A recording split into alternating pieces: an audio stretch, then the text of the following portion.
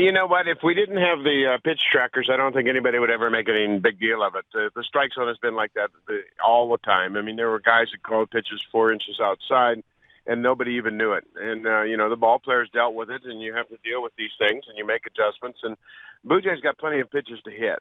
They got 4 or 5 pitches right out over the plate in crucial situations to their big sluggers, and they fouled them back. They swung and missed them, but neither team's scoring very many runs. I mean, There's 4 runs for the Indians and 1 run for the Blue Jays, and that's the nature of playoff baseball. It's a matter of who's going to get the big hit, who's going to come up with a timely hit and a good at bat, and that's going to be the difference in this series. What is it that makes that? Because we were talking about it earlier, and a guy like Andrew Miller, who's got lights out stuff when the strike zone's smaller and consistent. If it is the way it is, and it's going to be like that for both teams. Does that not make it very difficult to hit a guy like Andrew Miller? Because it sure looks like it makes the hitter's job much more difficult at the plate with a guy like him. It makes it more difficult to hit Andrew Miller. I don't care if they're calling balls and strikes. He's really developed into one of the most dominant closers and relief pitchers we've seen in the last several years.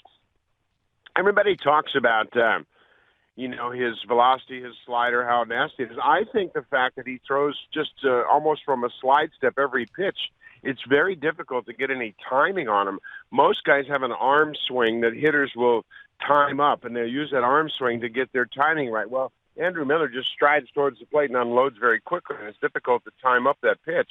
And then he has exceptional command. He threw those 2 fastballs to Donaldson right on the outside part of the plate, and then he threw him the best slider he's thrown all season, in my mind, down and in, and it was an unhittable pitch. It started out over the plate and broke all the way down inside off the plate. So he's pretty hot right now.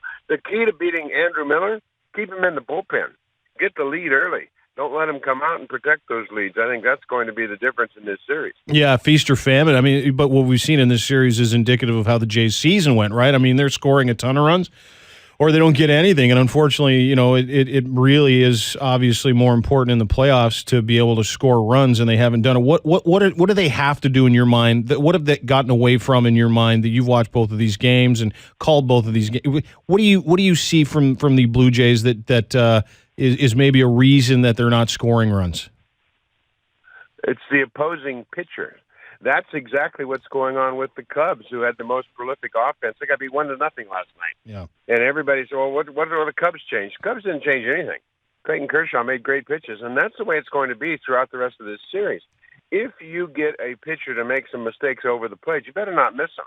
But that's the quality of teams you're playing right now. There are 4 teams left in all of baseball, and they're playing because they're pretty good. So, yeah, runs are going to be difficult to come by. And the Blue Jays haven't changed their approach. They haven't, Donaldson's having a great series. He's going the other way. I think, he's not missing the pitches that he gets an opportunity to hit.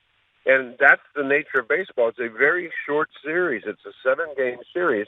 And if you're not going to be hot, swinging the bat great at that particular time, your numbers are going to be ugly. Historically, over the years of the postseason, this is exactly what happens. You go back to A-Rod and Bonds and all those great sluggers. They had struggled in the postseason because, first, you're facing great pitching, and secondly, everybody in the world's focused on how to get you out. So they have meetings for hours thinking about how they're going to attack Eddie and Jose and Tulo and Russell, and it's not an accident that these pitchers are dominant. That's what the postseason's all about.